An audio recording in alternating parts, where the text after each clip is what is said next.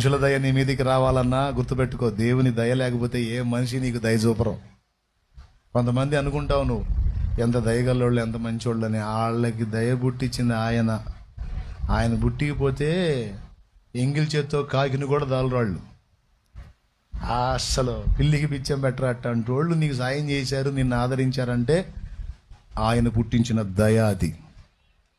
కాబట్టి ఇక్కడ టాప్లో దేవుడు ఉంటాడు. సో మనుషులకు నీ మీద దయ పుట్టాలన్నా కూడా ఆయన పుట్టించాలి. ఒక ఉద్యోగం ఇచ్చేవాడు నీ ముఖం చూసి ఓకే అనాలంటే వాని హృదయంలో దేవుడు క్రియ చేసిన ఎడలు వానికి దయ పుట్టించాలి. లేకపోతే మనుషులు ఎందుకు దయ చూపుతారండి? కఠిన పాషాణ హృదయాలతో నిండిపోయి ఉంటే.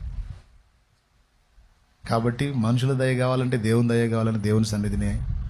ఈరోజు ఎవరు ఏ శ్రమలో, శోధనలో, బాధలో ఉన్నా, ఏ విధమైన సహాయం నీకు అవసరమైన, ఏ మనుషులతో నీకు హెల్ప్ అవసరమైనా ఆ మనుషుల్ని కూడా నీ కోసం కదిలించి నీకు హెల్పర్స్గా మార్చేవాడు నా దేవుడు.